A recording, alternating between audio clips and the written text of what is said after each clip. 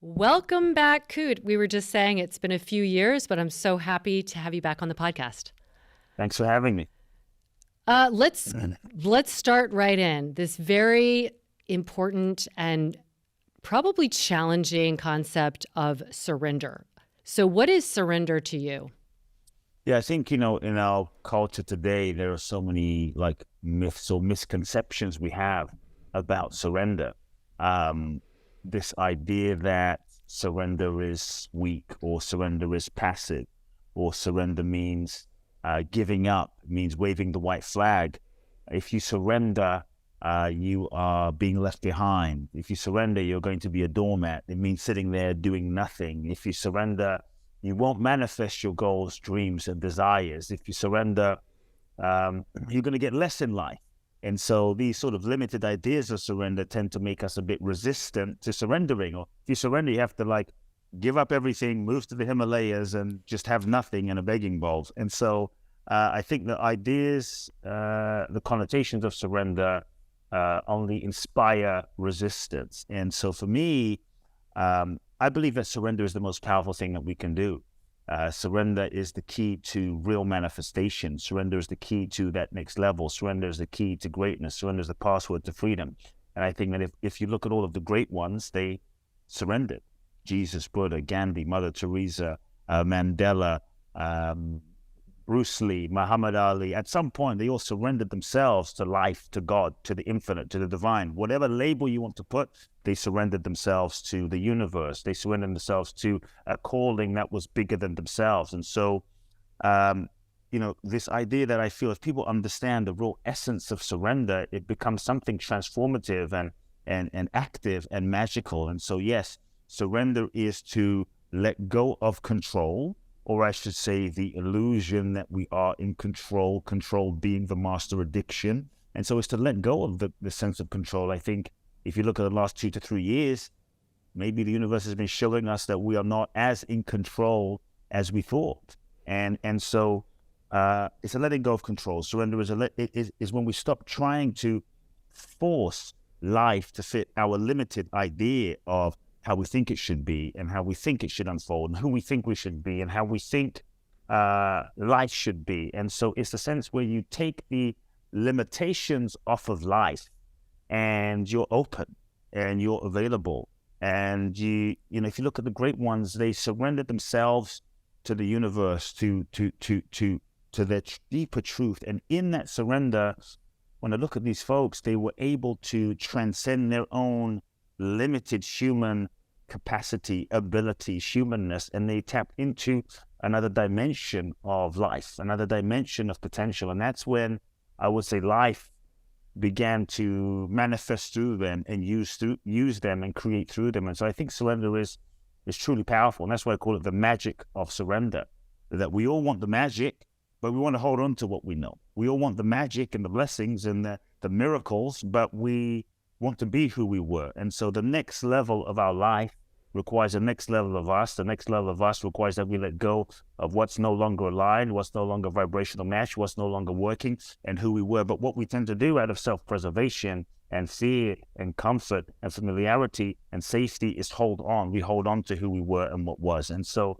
I think surrender is the key to that next level. I think the old paradigm of living and manifesting was really all about make it happen and will yourself there and you manifest it. And what I do say is this ego-based method or this ego-based modality and way of living life, yeah, you can be successful, you can manifest things, but often it will be in a realm of limitation because the mechanism, the ego, what we perceive ourselves to be that we are using to manifest and make life happen in and of itself is limited, in and of itself is conditioned by past experience, by history, by pain, by trauma, by successes, by failures.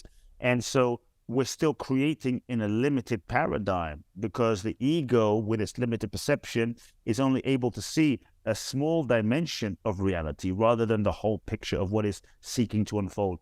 Whereas, from this sort of ego-based paradigm, you might get what you thought you wanted, only to realize that what you thought you wanted wasn't what you really wanted. It was what you thought you wanted based on who you thought you were. And many of the goals that we project and set up can be projections of, let's say, unmet needs from childhood. Like, oh, if I can get that house and that car and that success and that fame and, that thing, then I'm going to be happy, right? And so in the realm of surrender and living this concept of surrender, it's a different question. It's an infinite question. And to me, the question in surrender becomes less about what do I want, and it becomes more about feeling into, attuning into, sensing what is it that life is seeking to manifest through me? What is it that the universe is seeking to unfold through me? What is it that God is seeking? What is it that my soul is seeking to express? That deeper dimension of my authentic nature, what is that seeking to express? And then feeling into that and listening to that and aligning with that, so that now you're working in harmony with nature. And so it doesn't mean sitting there. Surrender doesn't mean sitting there and doing nothing. It means you feel into the deeper truth that is authentic. Then you align with that, and then you can take action. Then you can bring the ego and the mind and the personality and planning and strategizing, to support the deeper intention of your truth and your authentic nature. And so as an example, the Magic of Surrender book, this was not the book I wanted to write. This was not the book I planned to write. I had planned to write a whole other kind of book, and I made a strategic mental map and plan of different titles and different topics. And the truth is that I thought would be bestsellers, that I thought my publishers would want. And the truth is, none of those books, none of those titles, none of those topics felt true. None of those felt really authentic. They just felt like great ideas that were maybe great marketing concepts, but none of those felt aligned. The only word that stood out and felt true for me was the word surrender. If I was honest, I could have resisted, but the only word that felt authentic was the word surrender. And so at first I resisted, thinking, oh, I don't know if I want to write about this topic, because we often have these misconceptions and we resist it. But it felt so true that it had an energy that was bigger than me. And I think when we resist our soul's knowing, when we resist our deeper truth, that's when we block the flow. That's when we constipate our lives. That's when we end up getting sick and depressed, because we're not living in alignment with what we sense to be true. And so I had to surrender to the book that was seeking to be written about surrender. And when I did, everything started flowing naturally and amazingly. It doesn't mean there weren't some challenges, but that's when I knew that I was on the right path. All right, there's so much to dive into there. The first thing that really came up for me when you were saying surrender is it's almost like this acceptance. Acceptance is a word that can also be perceived as very passive and very weak. But there's such a strength in acceptance. And I feel like surrender and acceptance, when you really see them in action, I feel like a lot of people that have gone through a life-altering event, and often it's like near-death event, that they have there is a surrender of like, I'm human, I'm mortal, and everything's much clearer what matters. Yeah. Short of doing that, having that life-altering event where you really accept like the unfolding of life, and it's not a passive it, but it's like you said, you're not resisting the things that are true to your soul, not based on what you read or were told, but truly what light you up.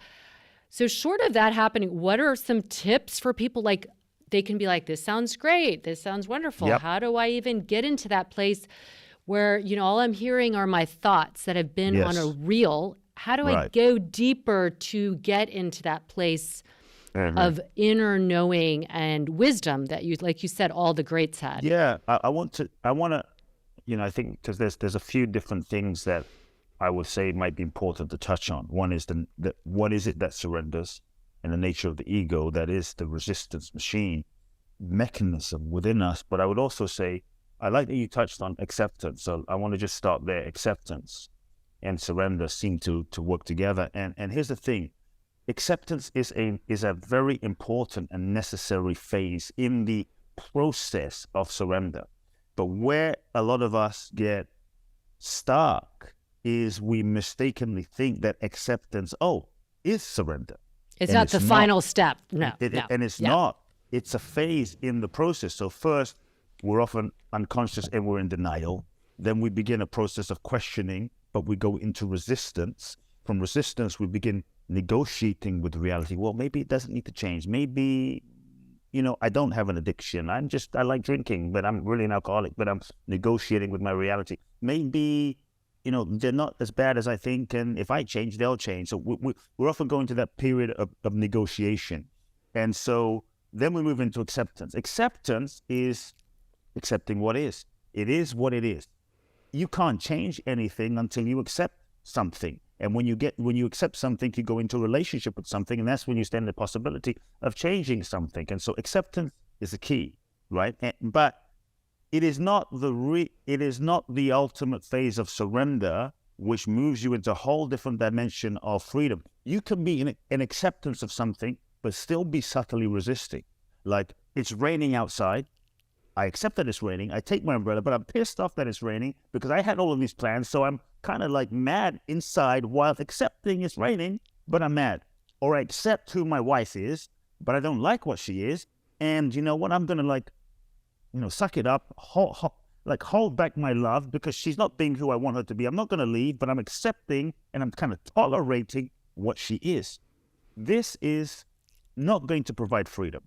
And so surrender, just to clarify the differentiation, is let's call it an open-hearted participation in the process of what is happening. It's raining outside, so how can we use this for, our highest good? It's raining outside, so we're going to make the most of it and trust that it's unfolding, in a perfect way. And so surrender is to be open-hearted and to participate with the process that is unfolding, so that you use it to grow and evolve. And now, oh wait, can I just pause there because yes.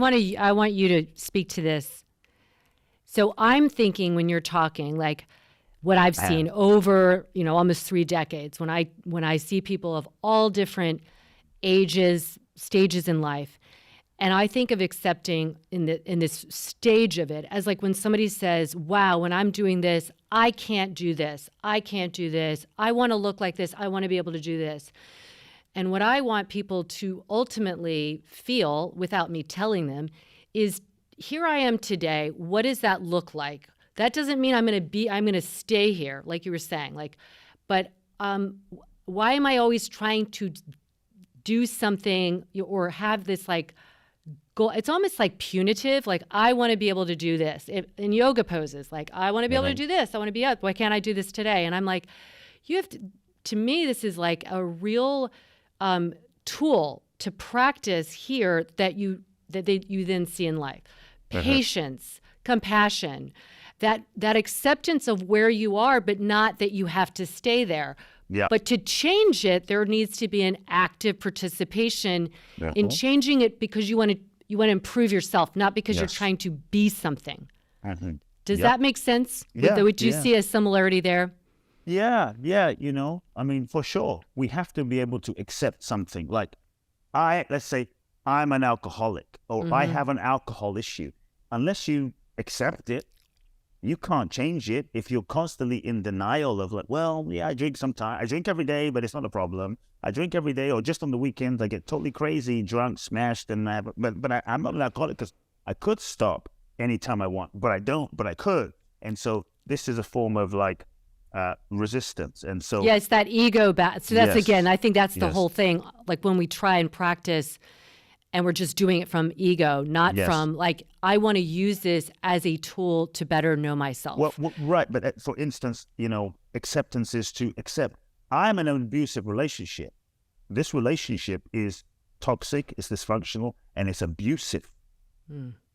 And just to accept that. Now, acceptance doesn't mean you stay in it. Yeah. And that's why a lot of people are afraid of coming into acceptance, and they're in denial because they don't want it to end, so they don't want to see what it is. Change is hard. And change is hard. And we're going to talk about why. But I think to accept that I'm in an abusive relationship, it's detrimental, it's killing my soul, is a step.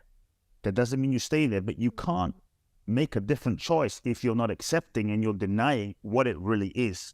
Because in denying what it really is, you are kind of perpetuating living in that experience, kind of disconnecting from the reality. So it's facing reality. Acceptance is a dimension of facing reality. I always say to people, I'm not really an optimist. I'm not a pessimist. I'm a realist. I don't see the glass as half empty or half full. I just see it as what it is. because when you deal with what it is, then you can change something. However, you can still be in acceptance and still be resisting, like, I hate how it is. It shouldn't be how it is. I freaking accept it, but I'm mad at God, I'm mad at the world. So let's then talk about the surrender, which is the open-hearted participation.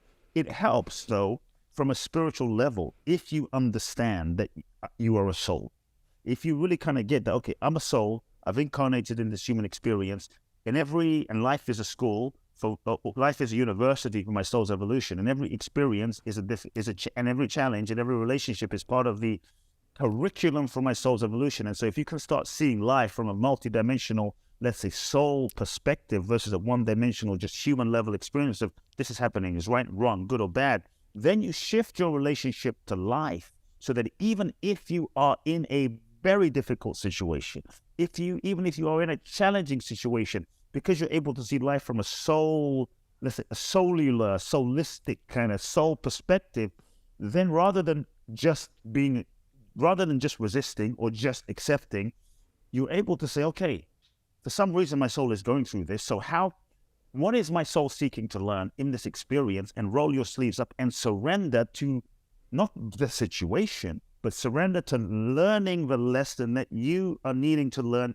in that situation so that you can grow and evolve and become more of who you really are and actually end up transcending the experience by learning the lesson, because all lessons are repeated until learned. And so I think it really helps if you have a soul understanding or soul perspective so that you're not just stuck in a situation, accepting a situation, but participating in the situation fully for your evolution. And so that's part of the shift that happens if you're able to see yourself as a soul. And now, between acceptance, here's a key, between acceptance and surrender, a reason why a lot of us don't get to full surrender, which is, okay, this is happening for my highest good.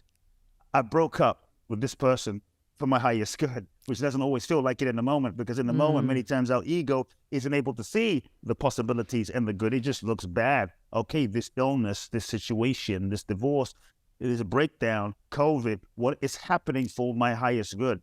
That is the dimension of surrender. To really move into that, there is a phase in the middle that we often miss. And that phase between acceptance and surrender is grieving. Many times we miss the phase of grieving, so we're not able to let the past go and open our heart fully to the full open-hearted participation in the experience or the new experience, the new relationship, because we're still carrying pain and resentment and frustration from the past. Even though we accept it, we're not able to fully open. Even though I accepted the relationship is over, I'm still bitter. I'm still a bit mad at what happened. I accepted it. I divorced. I moved on. But internally, I'm not surrendered. And so to really surrender, which is open-hearted participation and opening to the new, grieving is a key. To grieve the past, to grieve what was, because true surrender is a death. It's a death to who you were.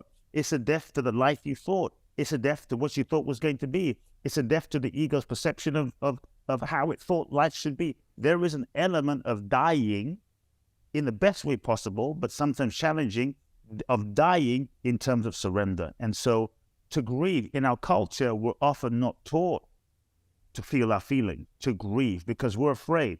If I grieve, it will be too much. If I grieve, it will be overwhelming. I won't be able to handle it. If I grieve, sometimes we don't allow ourselves to grieve because we're afraid. If I fully grieve, let's say the loss of the end of the relationship or the death of my mother, then like not grieving and being in denial becomes a way of holding on to what was, because if I don't grieve, then I don't have to admit it's really happened, and I can still be in denial and still be connected to that person. And so sometimes we hold on out of good intention, but we keep ourselves stuck. Sometimes we don't grieve as a spiritual bypass because I want to stay in a high vibration. I want to practice law of attraction. So I'm only going to acknowledge the positive, yet I'm not going to acknowledge the pain and the grieving that comes from the end of something, the grieving that comes of moving into a new phase, even if it's positive. I have a friend. I was just going to add that because I Yes. feel like this is important as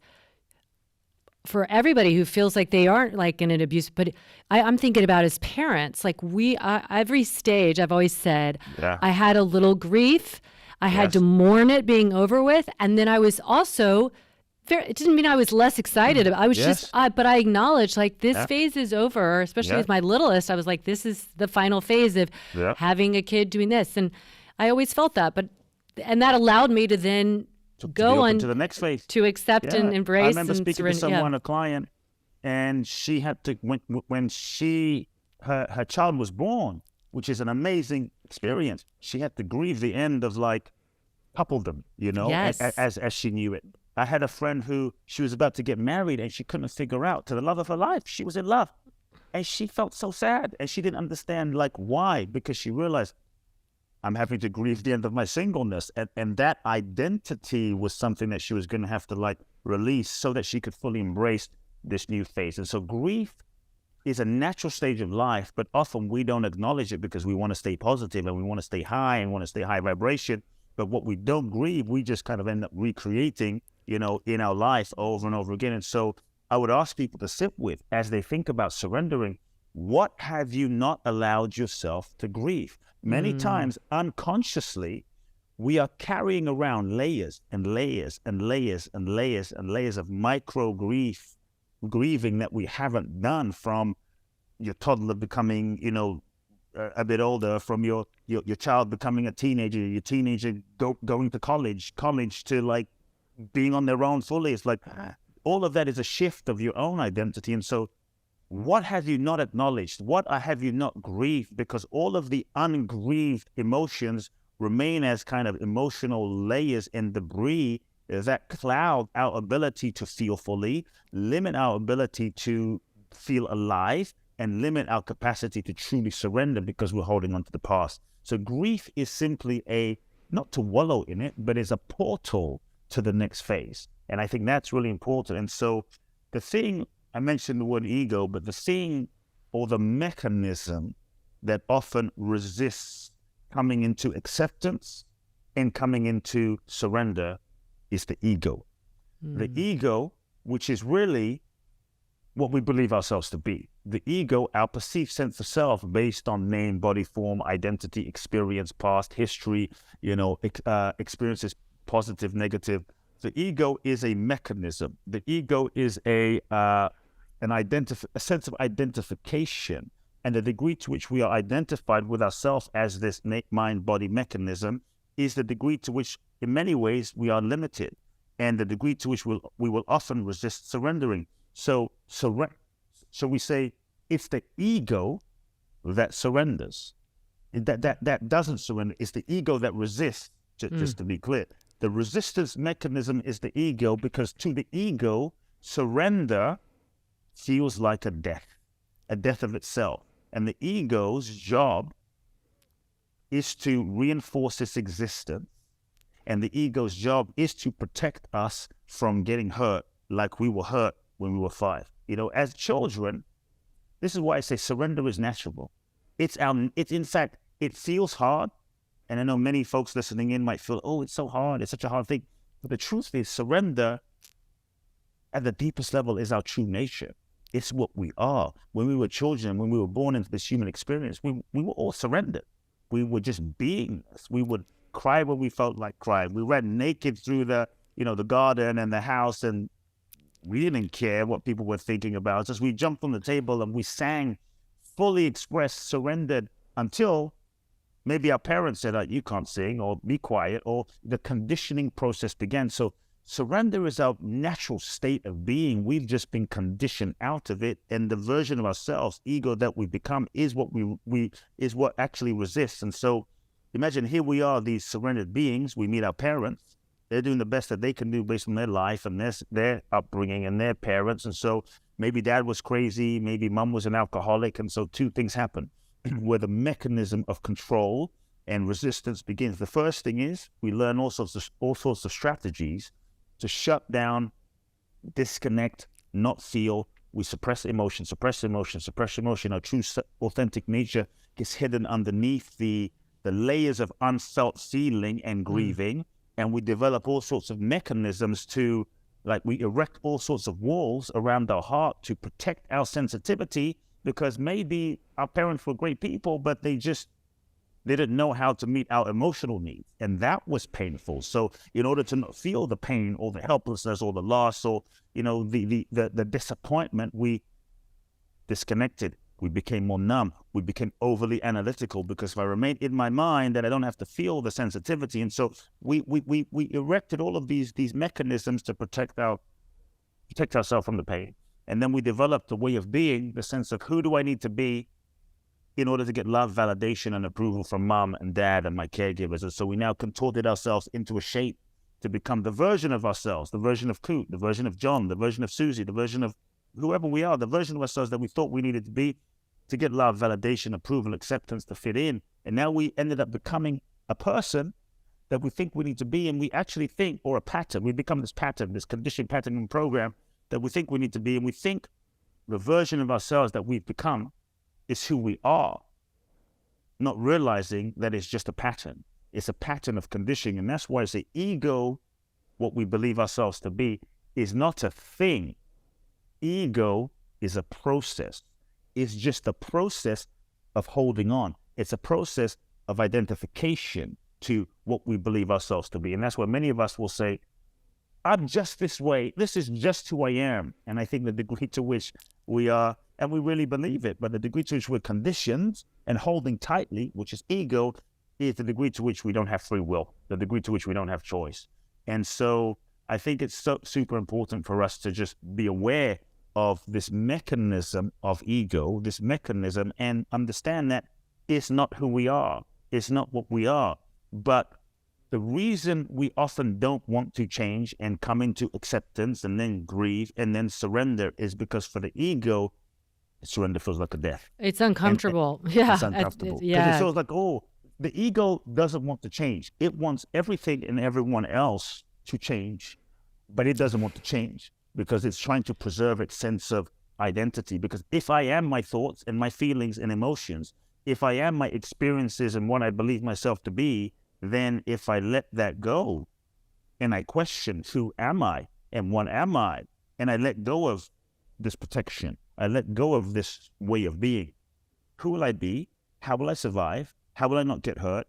And how will I get love, validation, and approval? And that's why we hold on. So if we could just realize, I'm not this. It's all these ways of being aren't me. They're just patterns and programs that we've learned to function and survive. Then we can begin to see ourselves differently, come into a deeper level of awareness, and perhaps relate to ourselves differently from the standpoint of bringing some compassion and loving to ourselves, so that you don't even have to make yourself surrender, because that often creates more resistance. But we can then hold ourselves with understanding, with compassion, with tenderness, with care. Hold our mechanisms, our resistance with care, so that the ego can, let's say, slowly relax and soften.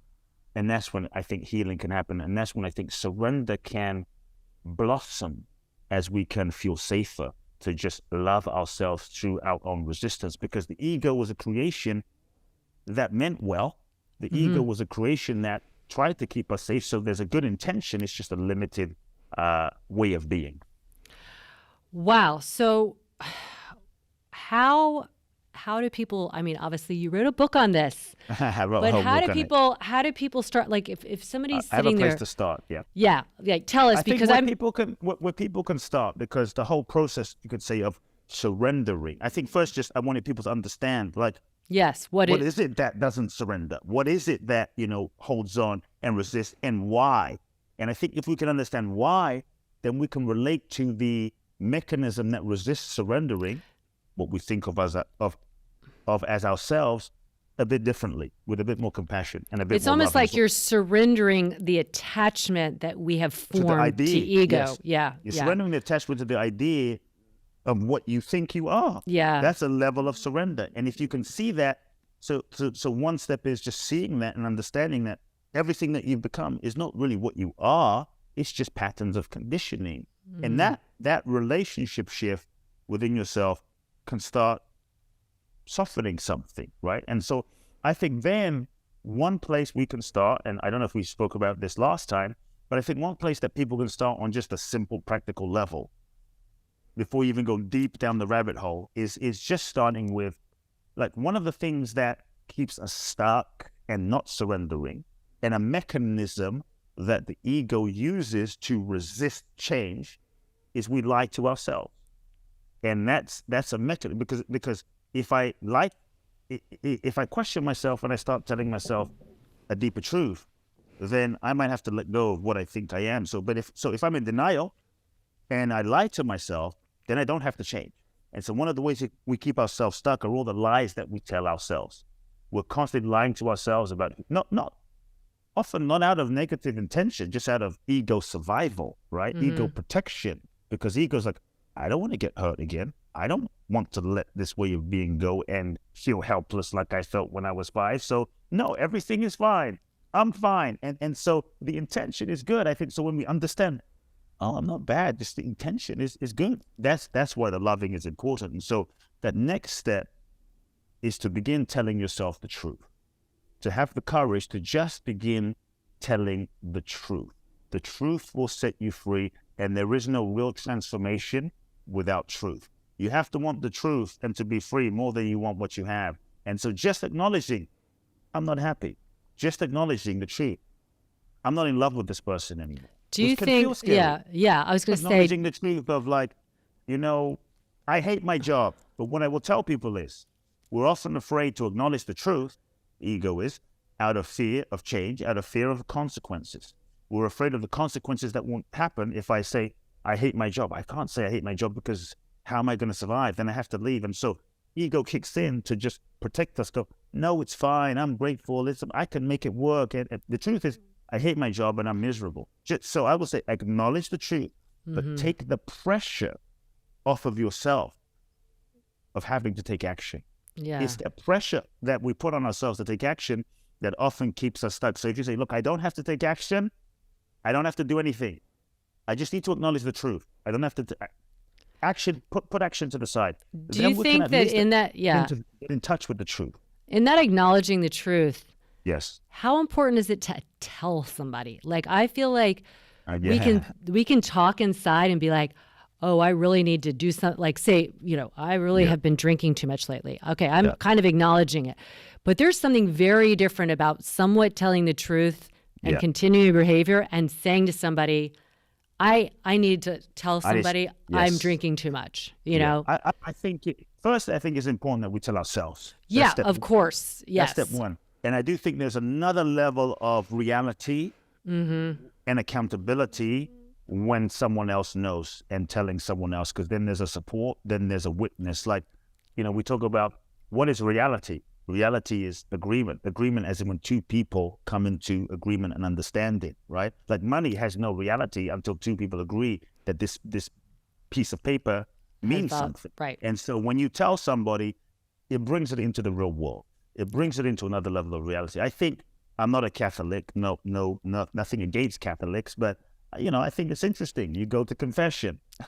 You go to confession perhaps for this very reason, to like confess the truth to someone else so there is some kind of witness. And so I think having a confession with someone holds another level of accountability.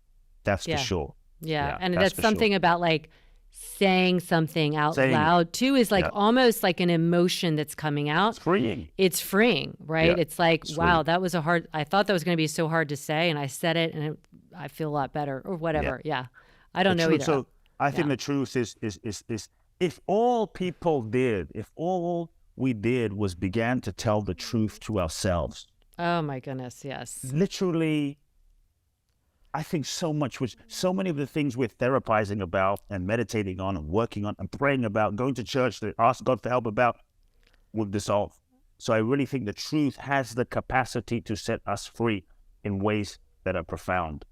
Are there questions, like when you're doing this inquiry, going into like getting through the shackles around the soul, what are the questions you ask people? Around truth, Number one, ask yourself, what lies am I telling myself? And just sit with the truth, because deep down we know what lies am I telling myself. Number two, what am I pretending to not know? Because we pretend. Like, I don't know. I'm confused. I'm not sure. I'm not sure if this person, we know.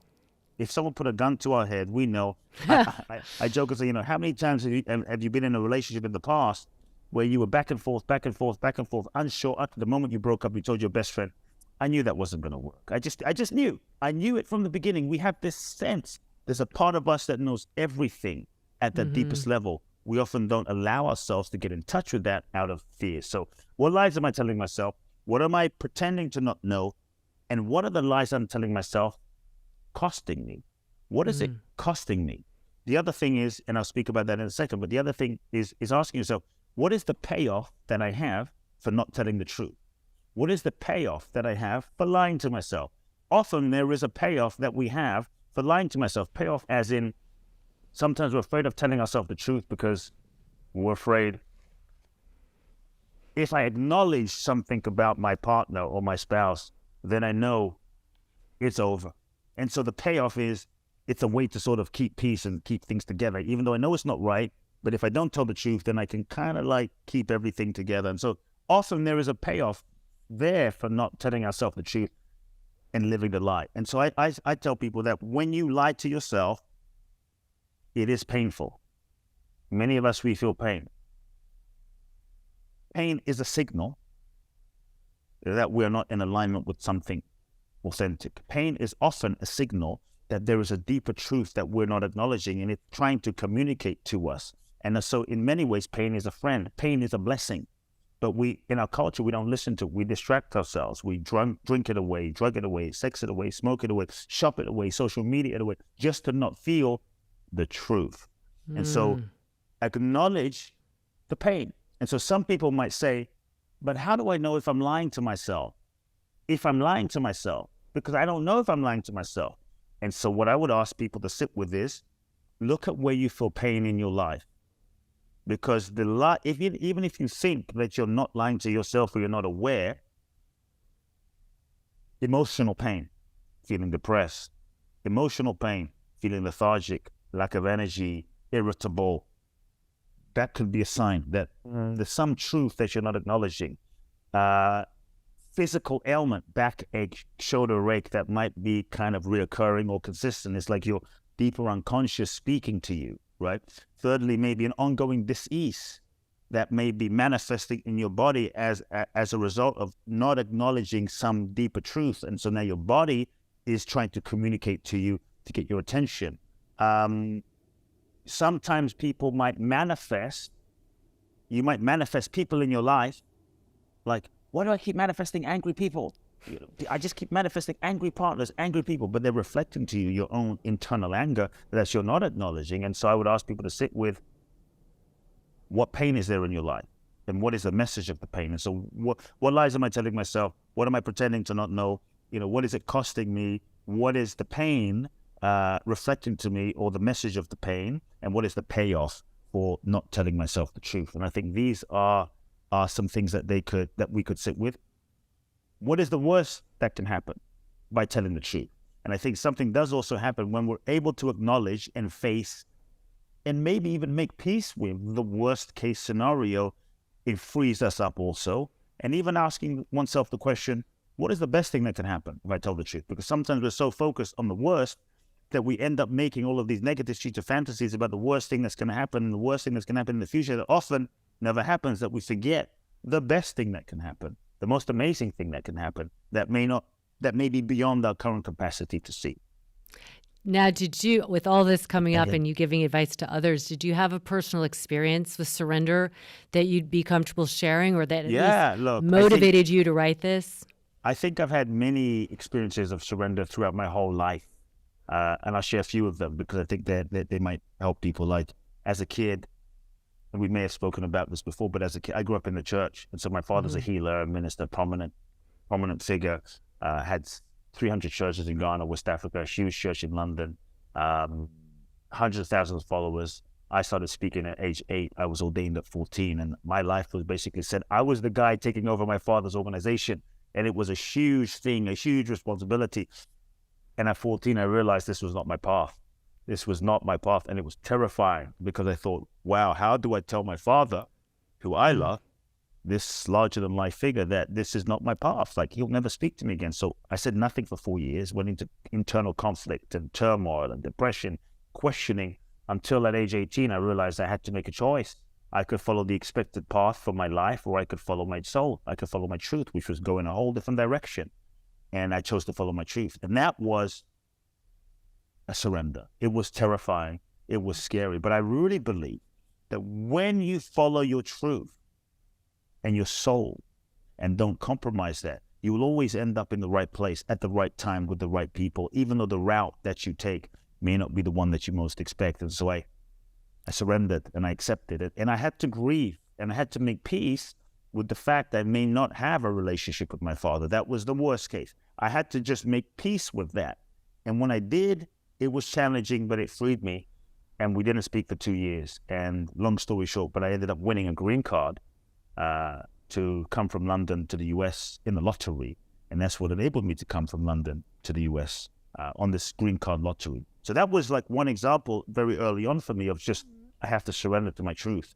And yet years later, my father and I, we reconnected, but not by me being who I thought he needed me to be. Because I saw, if I lie to myself now, and this is what we get caught up in, and this is why I think some of us feel unhappy inside. If you lie to yourself to get love, validation, and approval from those around you, you will have to lie to yourself for the rest of your life. And that's painful. And I think many of us, we feel the pain because even if we get the love and the validation that we're wanting, by being someone that we're not, deep down, it's not really fulfilling because we know that the version of ourselves that they're loving isn't really who we are. So the love that they give us is not fulfilling and we're not happy anyway. And so I think there's nothing more freeing than just being who you are. And so that was one example. The book itself, The Magic of Surrender, was inspired by my mother. And so in 2016, the end of it, my mother was diagnosed with stomach cancer.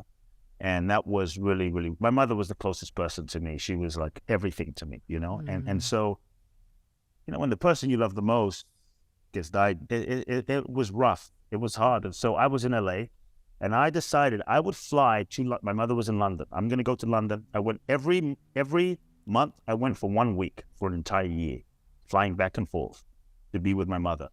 And I decided at first I'm going to heal her. I'm going to give her alternative therapies and green powders and supplements. And honestly, after about 2 months, I realized she wasn't cooperating the way I wanted her. I wanted her to. She was like, no, I'm not going to take this. I'm not going to take that. I'm going to do what I want. And I was so caught up in like fixing her and making her well that I was getting so angry that it was almost like I was missing the point of being with her. And so I had to surrender to the fact that she has her own journey and she has her own path. And so when I did, and I started to accept the possibility that she might die, and every moment, like there was no future, there was just now. Every moment became so sacred and precious and holy, so to speak. And it became so beautiful. I was just able to surrender and be with my mother in every moment. And here's what happened. About 6 months into the process of her getting chemo and all of this, the doctor said, there's nothing we can do for you. You're going to die, so get your affairs in order. We don't know how long. It can be days, weeks, or months. It's a very challenging conversation to have. And I'm realizing that my mother she's going, you know, like, wow, this woman I love. And now I'm full of regret because I thought I had time with her. You know, there were so many things I wanted to do, so many plans I thought I had time to do. And now I'm realizing that the only regret I have in my life is not spending more time with my mom. And it was incredibly painful and humbling. And I asked my mother 2 questions. The first question was, are you afraid? And my mother looks at me because basically she's going to die. And my mother looks at me and she said, I'm not afraid because I know I'm not this body. This body is just a temporary vehicle for my soul. And she said, yes, this body will die. She said, I've accepted that. It will die. It's okay. But what I am, which is the soul, is eternal. And so I will be with you from the other side. Like what I am will not die, so I'm not afraid. Because she knew who she was. She had surrendered to what she really was beyond this physical form. And then I asked my mother, is there anything that I can do for you to basically in your final days? Is there anything I can do to make you happy? What do you want me to buy you? Where do you want to travel? Like, what do you need? And she said, there's nothing I need, son. There's nothing I need. I said, what do you mean? There's nothing I need. I said, what do you want? She said, the only thing I want is what God wants for my life. And in that moment, I realized everything. I saw that this entire year, she was, it's easy to surrender when life gives you what you want and everything is going according to plan and your bank account's full and your belly's full and everyone, you're with the person you want to be with. But in the face of your mortality, or life not going according to plan, here was my mother, and I saw that I understood that she was surrendering. She wasn't attached to living, and she wasn't attached to dying. She was surrendered to the highest unfolding of her soul, which she wasn't pretending to know. And that was her freedom, And so that was a really profound experience for me in surrendering. And just lastly, real quick, when you write a book about surrender, you better be careful. A lot of stuff comes out. My next book is going to be like How to Be a Billionaire. Because when you write a book about surrender, somehow the universe says, okay, we have to make sure you understand what this means. And so just as I was beginning to write a book about surrender, COVID hits, number one. For a moment, I'm like, did COVID happen because of me? That was a joke. I would tell myself, look, COVID hits, which forced a massive surrender for the planet. Not just myself, a huge surrender process where we went into the unknown and went into the process of not knowing what the hell is going to happen. That's huge surrender. And so COVID hits. I left Los Angeles, which was huge, and I'd been in LA for 20 some years. I gave up my apartment in LA, my office in LA, which was a huge, let's say, change, identity shift for me. I had a house in Phoenix, so I went to Phoenix, which is another huge identity shift. I was in a relationship with the woman I thought I would going to be with and marry and have kids with, and that dissolved, and that was incredibly brutally heart-wrenching and just made me surrender everything, because then nothing quite made sense. What the hell is going on? And that's when I realized I really don't know anything. When you think you know and you're so sure, that's when we often put limitations on life. And now life is showing me, you thought you knew, but it wasn't. But what if you thought wasn't? And what if you thought wasn't, was? And so what do you really know? And so I think surrender is the willingness to embrace the unknown and to not know, and to allow life in its intelligence to reveal itself and show you, and to be guided by life. And so then I ended up moving from Phoenix to Miami. Sure, I was going to be in Miami for a year, and this was a new phase of my life. And I ended up in Miami for a year, and then ended up back in LA. And so the whole journey unfolded. More amazing things have happened. And now I'm able to see wow, if COVID didn't happen, and that didn't happen, and I didn't move, and this didn't happen, that didn't happen, this didn't happen, that didn't happen, then I wouldn't be where I am right now with all these incredible things happening that I couldn't have planned. Yes. But everything often makes sense in retrospect, and often when we're going through tough times and difficult times, when things fall apart and we're in the darkness and we don't know what to do, when life is not going according to plan and things aren't manifesting, it often doesn't make sense from the perspective of our mind, logic, personality, and ego. And that's when it can be so easy to want to give up. So if anyone is in that place and you're feeling like giving up, don't, because I'm here to say that life is bigger than you. Life is bigger than your mind. Life is bigger than what you can see. There is a deeper intelligence of life. And I really believe the universe is always conspiring for your highest good, even if you can't see it in this situation right now. But I promise you, if you keep putting one step in front of the next and you learn what you need to learn, where you are on a soul level, when you look back in a year or 2 or 3 or 4 or 5 or 10, you will understand how what you are going through right now in this darkest moment was a necessary puzzle piece for your evolution. It's a necessary thing for your evolution. I love that. And I think this is such a huge just mindset to believe I might not understand why this is happening. It sucks, whatever, but there's a belief that it's not happening to me. A lot of people will get into this things just keep it can be hard and all that, but there is I don't believe that it's there for some reason, except that what you're saying, it's there. You can handle it, and you will grow from it, and it will strengthen you and clarify things for you, even if you don't see it now. Yes, and in the moment. So trust, Trust, I think it's trust. That's part of surrendering is okay. Yeah. I don't understand it, but somehow the universe is working something out that I'm not able to see right now. And it will be clear. It will be made. I think here's the thing. If we knew everything that was going to happen, like, okay, here it is. Many of the things that we've done, we would never have began. If we knew what we were going to face, and if we knew every step of the journey, then we would not have taken that step. And so I think the intelligence of life knows that. And sometimes it's better that we don't know and we just take the step. And one step leads to the next step, leads to the next step, and leads to the next step. And so I believe that life reveals what we need to know when we know it and the level that we need to know it. Well, I could talk to you forever, but I want people to really go and read this beautiful book. Thank you. Can you tell a little bit about the launch of the paperback and any other projects or programs that you have to offer?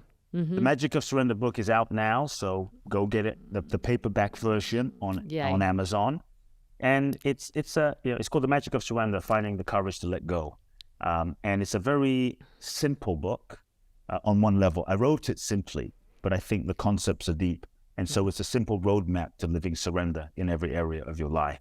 And it's something I wrote from my heart and something I'm very passionate about, and I think surrender is really the key to life. And then, for people that want to know more, my podcast, Soul Talk, my main website, kuteblackson.com, Kute Blackson.com. And for those that maybe feel a calling to go to the next level, you've heard something from the conversation and you feel like really inspired, twice a year I do an event to Bali. It's called Boundless Bliss. And this is the last year I'm doing this event.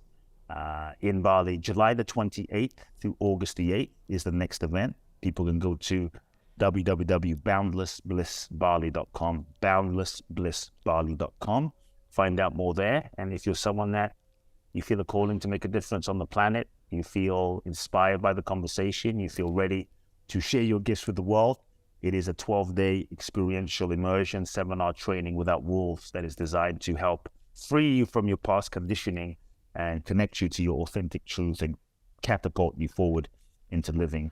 Wow, what is not to love about that? Yeah. 12 days in Bali with you and going for Boundless Bliss. That sounds amazing. Yeah, well, we'll have this all in the show notes, but wow, that sounds incredible.